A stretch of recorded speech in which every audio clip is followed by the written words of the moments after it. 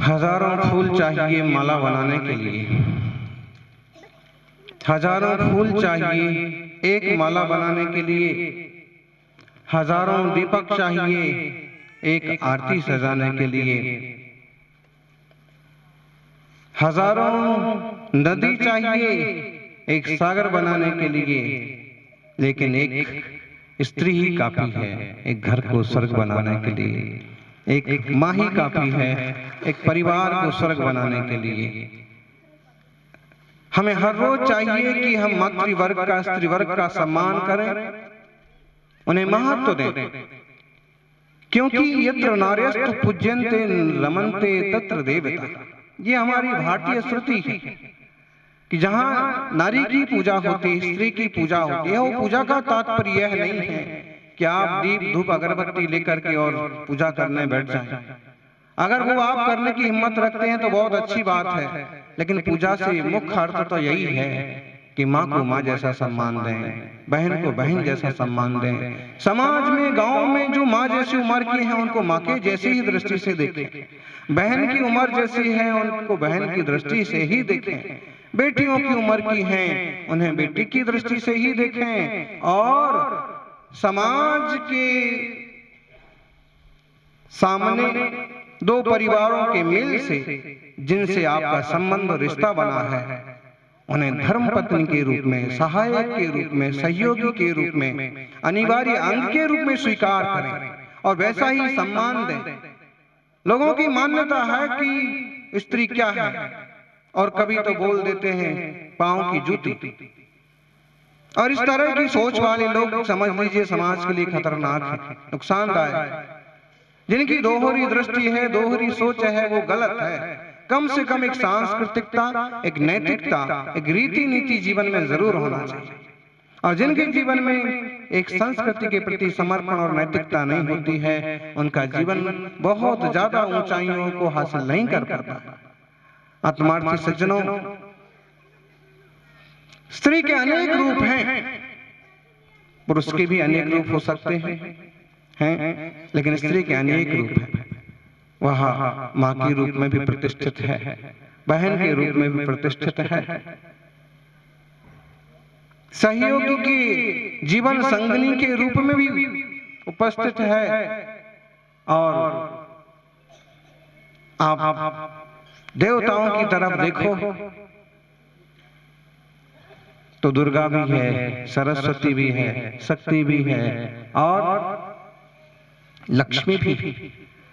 कभी आप विचार करना, दुनिया में ढेरों देवता हैं, लेकिन सारी महत्वपूर्ण शक्तियां स्त्री देवताओं के हाथ में है। धन किसके हाथ में है?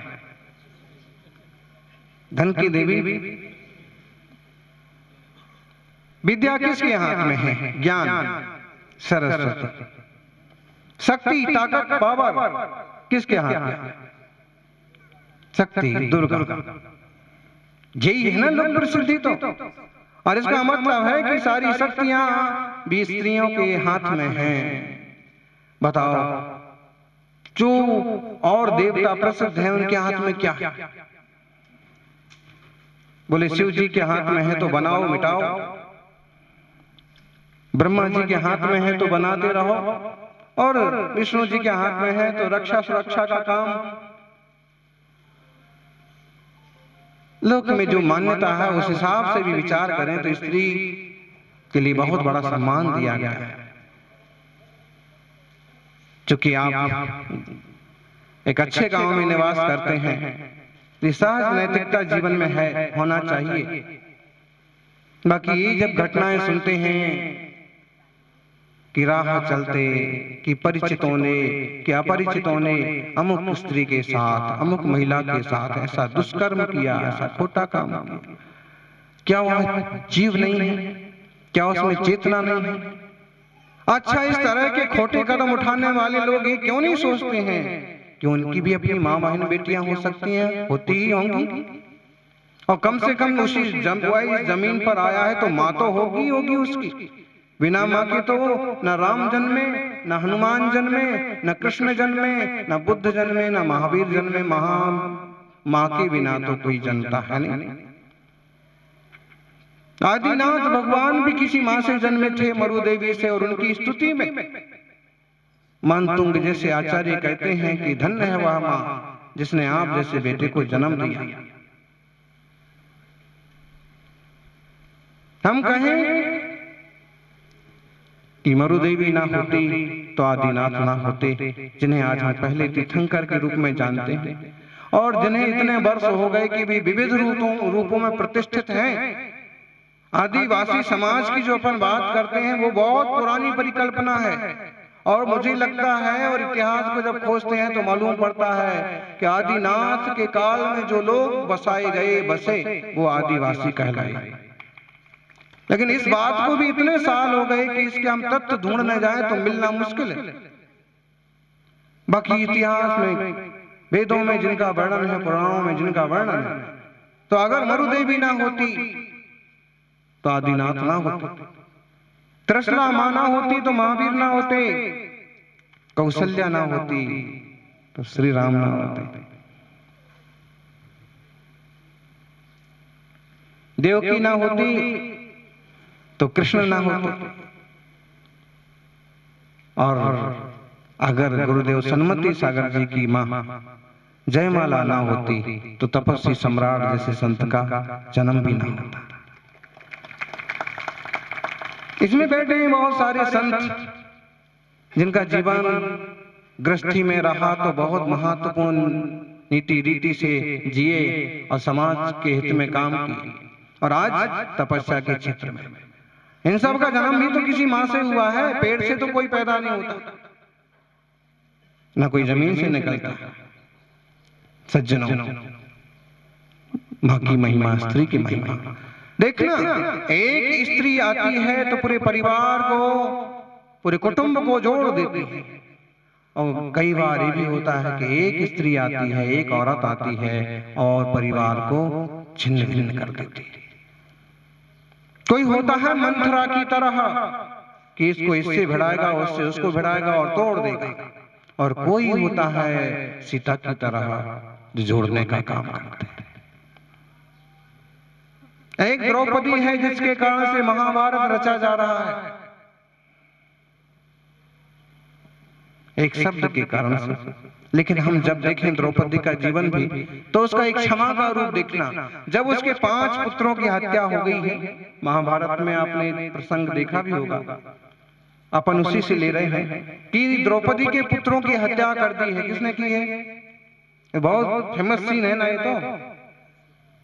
अश्वत्थामा ने उसके बेटों को मार दिया, और भीम अमृत बड़े बड़े महारथी और मारने को तैयार होते कि अश्वत्थामा को मारेंगे। तो द्रौपदी क्या कहती है? क्या कहती है? जैसे मेरे पुत्रों को उसने मारा और मैं मां, जैसे मैं बहुत दुखी हूं, मैं बहुत क्लिष्ट हूं, मैं बहुत ज्यादा संक्लेश में हूं, अगर तुम उसको मारोगे तो उसकी मां को कितना दुख होगा। देखना, कोई और होता तो कहता है बदला जरूर लो, उसको मारो, जरूर मारो। अब यहां अपन एक गुण देखें कि क्षमा भावना। मेरे बेटे तो चले गए हैं, अब कम से कम वह किसी माँ का बेटा है, उसकी माँ को इतना दुख ना हो। बहुत कम लोग होते हैं जो थोड़ा सा हटके सोचें कि हमारा नुकसान करने वाले को भी हम अच्छा करने का सोचें, या उसका अच्छा हो रहा है तो अभी हम एक तरह से शांत और संतुष्ट रहें। ठीक है, ऐसे लोगों के दर्शन दुर्लभ हैं, लेकिन फिर भी कोई ना कोई विरले मिल जाते हैं। आज स्त्रियां बहुत तरक्की कर रही हैं, करना चाहिए। समानता के अधिकार की बात है, समानता मिलना चाहिए, लेकिन जो पारिवारिक संबंध हैं उनकी भी समग्रता बनी रहना चाहिए। केवल समानता की बात करके आपस में टकराव होने लग जाए परिवार में, स्त्री पुरुष में, तो फिर काम बिगड़ जाता है, जमता नहीं। इसलिए हर क्षेत्र में आगे बढ़े। आजकल तो राजनीति में भी पहुंच गई। वित्त मंत्री कौन है जी? अभी निर्मला सीतारमण। और बहुत बार ऐसे अवसर आते हैं कि राज्यपाल भी स्त्री, मुख्यमंत्री भी स्त्री। ठीक है, अच्छा है कि मातृवर्ग की भी वर्तमान में तरक्की हो रही है, समानता के अधिकार मिल रहे हैं, लेकिन टकराव के कारण ना बने ऐसे एक भावना। एक माँ कहते ना 100 टीचर्स से बढ़ के होती है। छत्रपति शिवाजी के जो संस्कार थे उनकी माँ के संस्कार थे। वो इतने पुरुषार्थी बने कि उस समय उन्होंने जबरदस्त लिया लोहा मुगलों से। और एक लक्ष्मीबाई, कैसी उसकी शक्ति, कैसी उसकी सोच, कि अकेले बल पर अंग्रेजों से दोहा लिया, युद्ध किया। एक चंदना का जीवन था, एक मीरा का जीवन था, ऐसे एक सबरी का जीवन था। ऐसे बिरले बिरले जमाने में समय समय पर एक से एक अच्छे साधक साधिका कहिए अथवा मार्गदर्शन करने वाली स्त्रियां भी। बहुत अन्याय हुए हैं स्त्री वर्ग के साथ भी। एक जमाना था जब सती प्रथा होती थी। आज तो अपन को ऐसे लगता है कि क्या पता ऐसा कहीं होता था कि नहीं। एक समय था सती प्रथा, अगर पति मर गया तो पति के साथ पत्नी को भी मरना पड़ेगा। बताइए कोई बात है? आज भी होता है कहीं कोई कोई समाजों में, कोई कोई कि स्त्री को बहुत निचले दर्जे पर देखते हैं और इस टाइप का दंड देते हैं, इस टाइप की बात करते हैं कि जो बिल्कुल उचित नहीं है। सज्जनों, महावीर स्वामी तो यहाँ तक बात करते हैं कि स्त्री पुरुष की समानता तो होना ही चाहिए। जानवर भी जीव है, उसमें भी आत्मा है, उसको भी एक अच्छी नजर से देखो। उसका जितना यूज उपयोग करना चाहे तो वो उचित है, उतना उपयोग करो, लेकिन उसके साथ दुर्व्यवहार मत करो। समय पर उसको खाना दो, समय पर उसको पानी दो, और परिवार का सदस्य जैसा मान करके उसका यूज करो। मार नहीं सकते उसे काट नहीं सकते, उसे आप दुख नहीं दे सकते। कारण जैसी आत्मा आप में है वैसे उसमें, जैसी चेतना आप में है वैसे उसमें। उसने कोई ऐसा खोटा काम किया था कि आज वो उस योनि में पहुंच गया। एक कुत्ता है अभी संघ में ही चलता है। शांतिनाथ जी से बगवास से प्रतापगढ़ से फिर जहां कहीं भी गए तो आगे पीछे दौड़ करके पहुंचता है। अभी यहां भी अब देखिए इसको ये सब कैसे मालूम पड़ रहा है कि अब गुरुदेव मुनि संघ गया। अभी जो थोड़ा सा उसका आराम का टाइम है वो कहीं भी पड़ा होगा, लेकिन जैसे ही चलेंगे तो कैसे मालूम पड़ रहा है? चेतना है इसमें, जीव। हो सकता है ये कोई ऐसा जीव है कि जिसने मनुष्य पर्याय पाई होगी, मनुष्य होगा और कोई खोटे कर्म किए और आज ऐसा बंद हुआ है कि इस पर्याय में आ गया। बोल नहीं सकता है, बोलने की कोशिश भी करे, कुछ इशारे सारे समझता है, लेकिन उसे कौन समझता है? उसे कौन समझता है?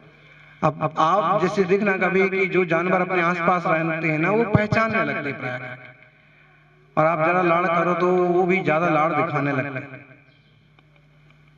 जीव तो है, उसमें भी चेतना है।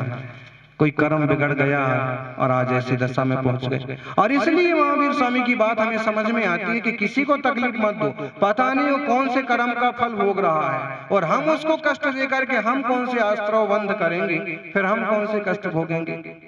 इसलिए जानवर को भी मारने का निषेध किया, कष्ट देने का निषेध किया।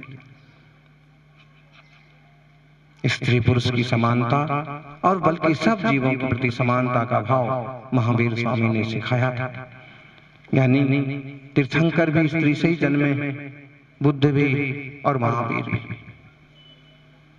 हम और आप भी। आज सत्ता के किसी भी ऊंचे सिंहासन पर बैठे हुए इंसान के अंतरिक्ष में विमान ले जाने वाले हैं, और चाहे किसी बड़े से बड़े शास्त्र की रचना करने वाले हों, कितने बड़े ज्ञानी और संत पुरुष क्यों ना हो, कहीं ना कहीं मां के संस्कार काम आते हैं। और एक बात है, आप किसी भी इंसान को कितना अच्छे से अच्छा भोजन करा दो, लेकिन कभी उससे पूछना कि आपको किसका भोजन, कैसा, कौन सा, कहाँ का, किसका भोजन पसंद है, जरा सी भी उसमें नैतिकता होगी तो कहेगा कि मेरे को मेरी हाथ माँ के हाथ का भोजन पसंद। बराबर क्यों? और माँ को चाहिए कि अपने हाथ से बना के बच्चों को खिलाए, अपनी परिवार की व्यवस्था खुद करे। अगर वो होटल का बाहर का खाएगा तो बाहर का हो जाएगा। महिलाओं की शिकायत होती है कि ये सुनते नहीं हैं, ये बाहर बाहर रहते हैं, मानते नहीं हैं। उसके पीछे यही कारण होता है कि आपने पहले से उनको ठीक ढंग से संभाला नहीं। जो उनकी इच्छा है, आवश्यकता है, खाना है, व्यवस्था करिए आप। और अगर बाहर खाने की आदत पड़ गई तो फिर आपको संभालना मुश्किल हो जाएगा। इसलिए भले माताओं के नाम से, स्त्रियों के नाम से आज का अंतर्राष्ट्रीय दिवस मनाया जाए, लेकिन इसका मतलब ये नहीं है कि एकदम ईगो में आ जाएं। और ईगो में आ जाती हैं कई बार माताएं, महिलाएं, और उससे क्या होता है, विस्फोट होता है परिवार में। अरे अपना अपना कर्तव्य है। जैसे आप ऑफिस जा रहे हैं, आप जॉब कर रहे हैं, ठीक है, अच्छी बात है, परिवार में डबल कमाई हो रही है, परिवार का स्तर और अच्छा बढ़े। इसका मतलब ये नहीं है कि कभी पति नहीं कमा पाए और तुम झगड़ा करने लग जाओगे, तुम क्या करते हो, मैं ही तो कमा के लाती हूँ, मैं ही तो खिलाती हूँ, इस टाइप से नहीं। और इंसान को चाहिए, पुरुष को भी चाहिए कि ऐसे दुष्ट लोग भी मिलते हैं कि पत्नी मजदूरी करके कमा के लाती है और वो दारू पी के पड़ जाते हैं। बताइए, उससे छीन लेंगे रुपए, उससे छीन लेंगे आभूषण, कपड़े। ये कितना दरिंदा आदमी हुआ कि जो खुद तो कमाता नहीं है और अगर बच्चों के लिए वो कुछ दाना लेके भी आती है तो ये ऐसे करता है। बोलिए, इसको कौन कहेगा पुरुष? निपुंसक से भी गया बीता है, स्त्री की कमाई छीनता है, खाता है। समाज में जागृति होना चाहिए। हमारा छोटे छोटे गांव में भी जाना होता है, हमारा यही कहना होता है कि सम्मान करना सीखें आपस में और व्यसनों से दूर रहें। कोई भी समाज तब तक तरक्की नहीं कर सकता जब तक वो व्यसनों में पड़ा है। आप एक अमीर आदमी को आप भुक्कड़ बना सकते हो, बस किसी तरह की उसको लत लगा दो, हेरोइन की, शराब की, परिस्त्री की, और धीरे धीरे ऐसी स्थिति में पहुंच जाएगा कि किसी काम का नहीं रह जाएगा और उसका दिमाग काम नहीं करेगा। इसलिए जीवन में किसी भी गलत आदत को इंटर नहीं होने देना, प्रवेश नहीं करने देना। अपनी दाल रोटी खाना, प्रभु के गुण गाना। जितना हमसे समाज का कर्तव्य बनता है, जैसे हम समाज की, गांव की, कुटुंब की, परिवार की सेवा करते बनती, उतना हम करेंगे। बाकी हम बड़े चक्रवर्ती थे पूरी दुनिया पर उस समय राज। इतनी पुरानी बातें हैं कि पुराणों शास्त्रों में तो लिखी हैं, लेकिन सालों से उसकी गणना करना बड़ा कठिन है। और उन्होंने भी तो उस जमाने में जन कल्याण के बड़े काम करे थे।